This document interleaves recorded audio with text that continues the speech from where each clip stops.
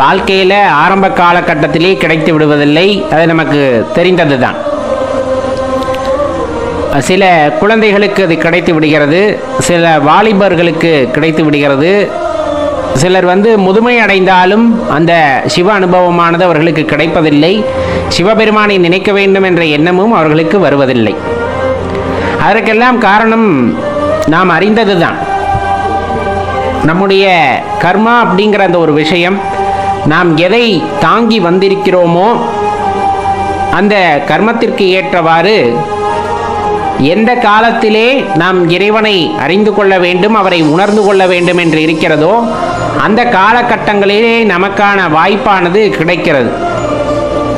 ஏன்னா இறைவனை உணர்கின்ற அந்த தருணம், அவரை உணர்ந்த அந்த தருணத்திற்கு பின்னர் பார்த்தீங்க அப்படின்னா வாழ்க்கையில் இன்பம் அப்படிங்கிற விஷயத்தோட உண்மையான பொருளானது விளங்கும்.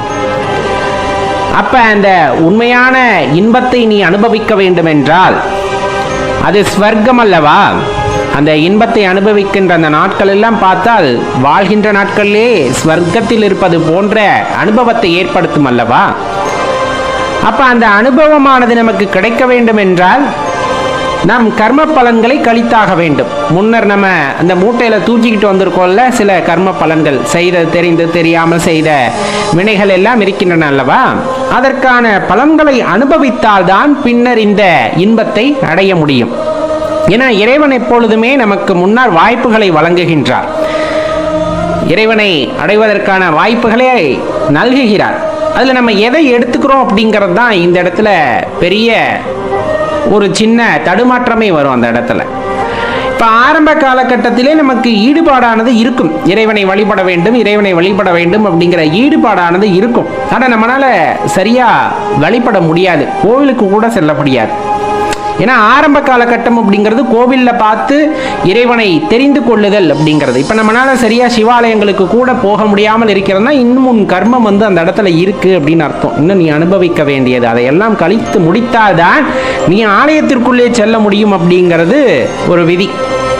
இப்போ அதையும் மீறி யாராவது வற்புறுத்தி ஆலயத்திற்குள் கூட்டி சென்று விட்டாலும் கூட அங்கே போய் மன நிம்மதியாக இறைவனை வழிபட முடியாது. ஏன்னா அந்த மன நிம்மதி, மன அமைதி அங்கு வந்துவிட்டால் உண்மையான இன்பத்தை உணரக்கூடிய அந்த தருணம் வந்துவிட்டது என்று அர்த்தம். அங்க இருக்கக்கூடிய சிவபெருமானை மனதார ஏற்றுக்கொண்டு அந்த மன மகிழ்ச்சியுடன் வழிபடுகின்றோம் என்றால் மனதிலே உண்மையான சந்தோஷம் அப்படிங்கிறது ஏற்பட்டோம். அந்த மனதில் உண்மையான மகிழ்ச்சி அப்படிங்கிறது ஏற்பட்டுவிடும். அந்த மகிழ்ச்சியை உணர்ந்து விட்டால் பின்னர் வேறு எதன் மீதும் நாட்டம் இருக்காது. இந்த புறப்பொருட்களின் மீது நாட்டம் வராது. அப்போ நீ கழிக்க வேண்டிய கர்மாவை அந்த இடத்துல கழிக்க முடியாமல் போயிடும். அதனால தான் பெரும்பாலும் அந்த நாட்டமானது சில பேருக்கு வராது. போவாங்க, அங்கே இறைவனை பார்த்து விட்டு கொடுக்கின்ற திருநீரை கூட அங்கேயே போட்டுவிட்டு, அது நிறைய பேர்த்துக்கு அந்த பழக்கம் இருக்கு இல்லையா? யாராவது சிவாலயங்களில் திருநீர் கொடுத்து அதை வாங்கி பூசினது போக அப்படியே சைடில் அந்த தூணில் கொட்டி வச்சுட்டு அதுக்கப்புறம் வந்துடுவாங்க. அவங்களுக்கு என்னன்னா வாசல் வரை, அவர் அருகில் வரை வரக்கூடிய வாய்ப்பானது அவருக்கு கிடைத்திருந்தது. ஆனாலும் அவரின் உண்மையான அன்பை பெறக்கூடிய வாய்ப்பை அவர் பெறவில்லை. அதுதான் அந்த இடத்துல நாம் தெரிந்து கொள்ள வேண்டிய விஷயம். இப்போ இதையெல்லாம் தாண்டி ஒருத்தர் ஆலயத்திற்குள்ளே போகிறாரு. முதல்ல சிவபெருமானை பார்த்து அந்த தாற்பயத்தை உணர்ந்து கொள்ள வேண்டும் என்று கண்மூடி அந்த இறைவனை உணர்வதற்கு முற்படுகின்றார், ஜோதியாக காண முற்படுகின்றார். அப்படிங்கும்போது மனசில் ஏற்படுகின்ற அந்த சந்தோஷத்திற்கு முன்னால் உடலில் சில சிலிர்ப்புகள் ஏற்படும். அந்த ஆற்றலை உணரும் போது அந்த உடல் அப்படியே அதிரும். மனம் ஆனந்தம் கொள்வதற்கு முன்னாடி இந்த உடல் அதை கிரகித்துக் கொள்ளும். அந்த ஆற்றலை கிரகித்து கொண்டு உள்ளே மனதிற்குள் ஒரு தூண்டுதலை செய்யும். இங்கு ஒரு அதீத ஆற்றல் இருக்கிறது, உனக்குள்ள இருக்கிற மாதிரியே ஒரு அதீத ஆற்றல் இங்கு இருக்கிறது, அதை உணர்ந்து கொள் அப்படின்ட்டு இந்த உடலானது மனதை தூண்டும். ஏன்னா மனசு தான் அங்கங்கே அலைப்பாய்ந்துக்கிட்டு இருக்கும்ல. கோவிலுக்குள்ளே போனாலும் பல விஷயங்களை நினைப்போமே தவிர கடைசி வரலும் அந்த இறை ஆலயத்தில் என்ன சக்தி இருக்குங்கிறத பற்றியே யோசிக்க மாட்டோம். ஆனால் உனக்கு அந்த நேரம் வந்துவிட்டது அப்படிங்கும்போது அந்த உடலும் உன்னை என்ன பண்ணும் அப்படின்னா தூண்டிவிடும். உன் மனதை அமைதியாயிரு, கொஞ்சம் பொறுமையாரு, இங்கேனோ இருக்கு பார் அப்படின்னு உடல் சிலிர்க்க ஆரம்பிக்கும், கண்ணில் தண்ணி வர ஆரம்பிக்கும். இந்த மாதிரி சில வினைகளின் காரணமாக உன் மனதானதை அதை அப்படியே பக்குவப்படுத்த முயற்சி பண்ணும். ஒரு இடத்துல குவிக்க பார்க்கும் இந்த உடலை. அந்த நேரத்தில் நம்ம மனசு குவிந்து இறைவனை பார்க்கும் பொழுது, அங்கிருக்கின்ற மூலவரை பார்க்கும் பொழுது நமக்குள் ஒரு அலாதியான இன்பம் வரும். அது ஆரம்ப கட்ட இன்பம் மட்டுமே. அந்த இன்பத்தை உணர்ந்தவர்கள் அதை அடிக்கடி அனுபவிக்க வேண்டும் என்று நினைப்பார்கள். அப்பதான் என்ன ஆகும்னா, நம்ம தொடர்ந்து சிவாலயங்களுக்கு செல்ல ஆரம்பிப்போம். தொடர்ந்து சிவாலயங்களுக்கு செல்ல ஆரம்பிக்கின்றோம். எந்த இடத்துல சிவாலயத்தை பார்த்தாலும் போய் ஐயனை பார்த்துட்டு வரணும் அப்படிங்கிற எண்ணம் வர்றதுக்கான காரணம், அந்த இன்பத்தை கொஞ்சமாக நம்ம அனுபவித்து விட்டோம் அப்படிங்கிறது தான் அதில் இருக்கக்கூடிய உண்மை. போய் பார்த்ததுமே எதுவுமே தோணாமல் இருக்கிறதுங்கிறது வேற, பார்த்தமே ஒரு சந்தோஷம், அப்படியே மகிழ்ச்சியானது மனதிலே உண்டாகும். அந்த இன்பம் அப்படிங்கிறத அனுபவிக்கணும்னு தான் ஒவ்வொரு ஆலயத்திற்காக போக ஆரம்பிப்போம். ஒரு கட்டத்தில் இது இன்னும் மிகையாக தேவைப்படுகிறது. எது? அந்த இன்பமானது எனக்கு அதிகமாக தேவைப்படும். ஏன்னா வெளியே பார்த்த இன்பமெல்லாம் ஒன்றுமே இல்லை. 10,000 ரூபா காசு பார்த்தேன், 1 லட்ச ரூபா காசு பார்த்தேன், கார் வாங்கினேன், வீடு வாங்கினேன், அதுல எல்லாம் ஏன்னா வாங்கணுமே, எங்கேயாச்சும் உரசிடுமோ, எங்கேயும் தொலைஞ்சிருமோ, அந்த பயமும் சேர்த்துருக்கும். ஆனால் இந்த இறைவன்கிட்ட, எம்பெருமான் ஈசனிடம் நான் உணர்ந்த அன்பு இருக்கிறதே, அது யாராலும் பழித்து கொள்ள முடியாதளவா. அது ஒரு நிரந்தரமான அன்பாக எனக்கு தோன்றுகிறது, இன்பமாக தோன்றுகிறது. அப்படிங்கும் போது அது இன்னும் மிகையாக எனக்கு தேவைப்படுகிறது. நான் இதுவரையிலும் அந்த இன்பத்தை அனுபவித்தது இல்லை, இப்போ அதை உணர்றேன். இறைவனை பார்த்ததுமே நான் உணர்கிறேன். அப்படியே கண்ணில் தண்ணி கலங்க அங்கே நிற்கிறேன். பேசுறதுக்கு வார்த்தை இல்லை, நாக்கு தடுமாறுது. நம்ம சிவாயின்னு சொல்றது கூட நாக்கு தடுமாறுது. அந்த அளவுக்கு சந்தோஷத்தோட உச்சகட்டத்தில் நான் இருக்கேன். ஆனால் அதுவுமே சின்ன ஆனந்தம்னு சொல்றாங்க. அப்ப அந்த பேரானந்தம் அப்படிங்கிறத நான் உணரணும்ட்டு எல்லா ஆலயங்களுக்கும் தேட ஆரம்பிக்கும் போது உங்களுக்கு அந்த கர்மாவெல்லாம் முடிந்துவிட்டு நீ உண்மையான பேரின்பத்தை அனுபவிக்க வேண்டும் என்ற அந்த நிலை வரும் பொழுது, இறைவன் நான் ஆலயங்களில் மட்டுமல்ல, நீ எங்கிருந்தாலும் நீ இருக்கின்ற இடத்திலே நீ அமைதியாக இருந்து உன்னுள் உன்னை பார், அங்கு நான் இருக்கின்றேன் அப்படிங்கிறத உணர வைப்பார் பாருங்க. அப்பதான் அந்த இன்பமானது இன்னும் மிகுதியாக நமக்கு கிடைக்கின்றது. அதன் பின்னர் அமைதியாக அமர்ந்து நம்முள்ளே அவரை தேடும் பொழுது அதுவும் சாதாரணமாக நடந்துவிடப் போவதில்லை. அப்படியே கொஞ்சம் கொஞ்சமாக நம் பல படிநிலைகளை தாண்டி, பயிற்சிகளை எல்லாம் தாண்டி, மனதை ஒருநிலைப்படுத்தி எல்லாம் மறைந்துவிட்ட நிலையிலே அந்த இன்பத்தை அனுபவிக்கும் போது, கோவில்களில் நாம் அனுபவித்த இன்பங்களை விட அது பல மடங்கு பெரிதாக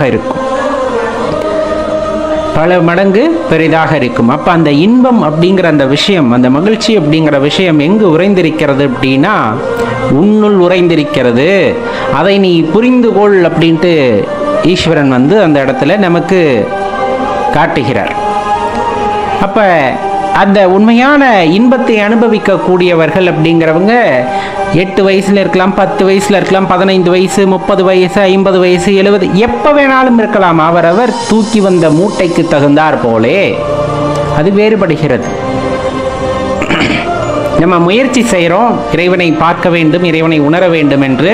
அதற்கான வாய்ப்பு உடனே நமக்கு கிடைத்து விடுகிறதா அப்படிங்கிறத எண்ணி பார்த்தீங்கன்னா தெரிஞ்சிடும். அருகாமையில் இருக்கக்கூடிய பிள்ளையார் கோவிலுக்கு நம்மளால போக முடியாது, வீட்டுக்கு பக்கத்திலே இருக்கும். எத்தனை முறை போயிருப்போம்னு யோசிச்சு பாருங்க.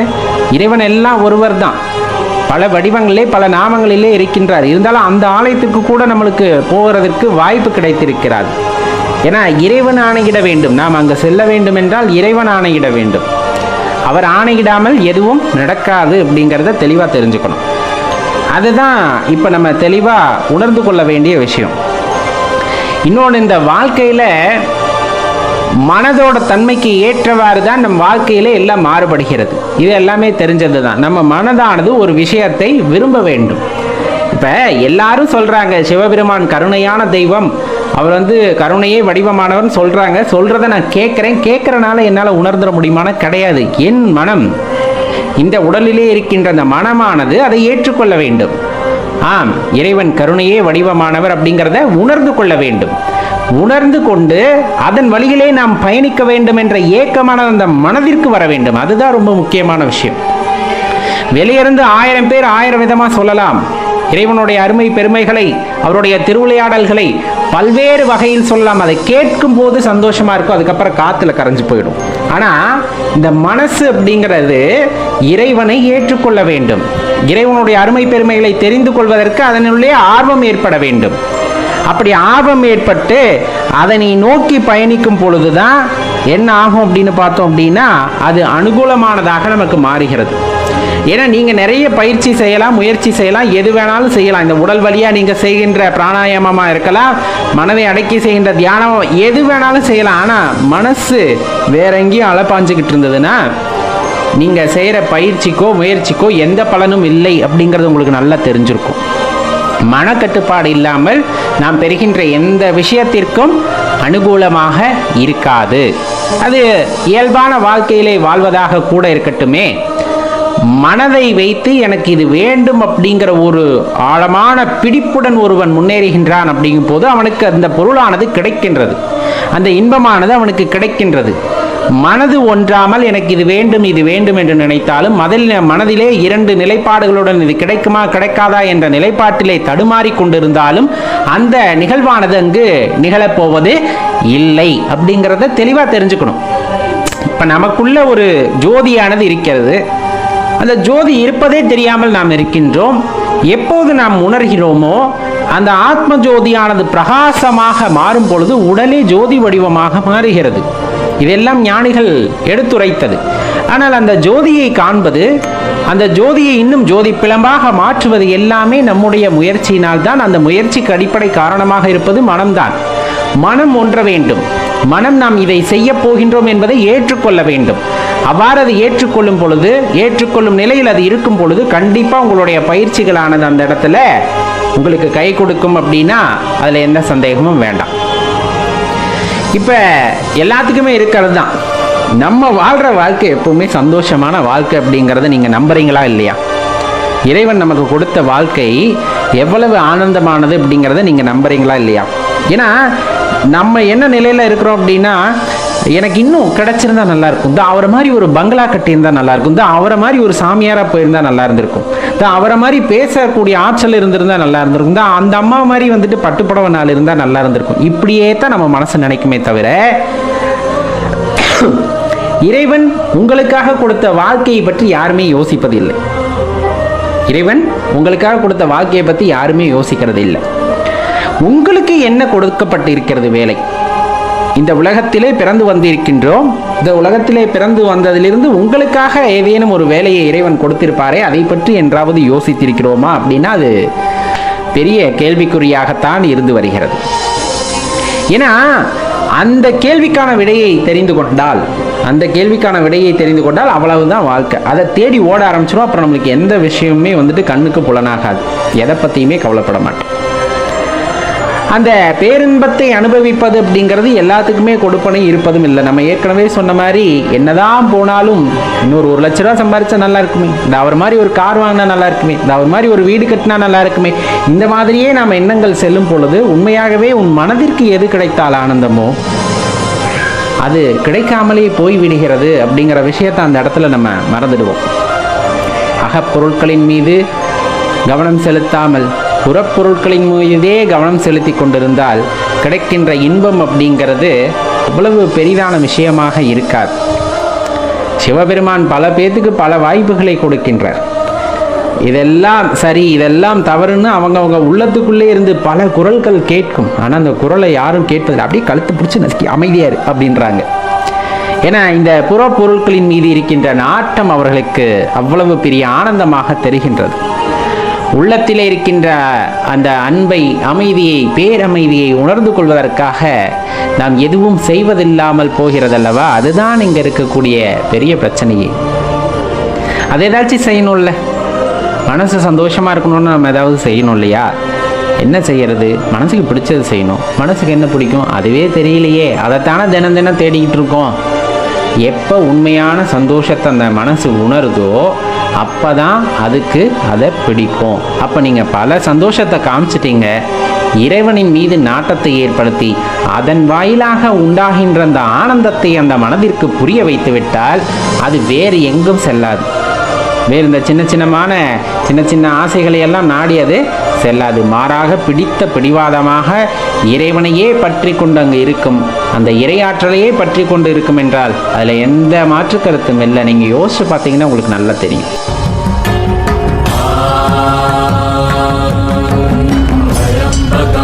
यजामहे सुगन्धिं पुष्टिवर्धनम् उर्वारुकमिव बन्धनात्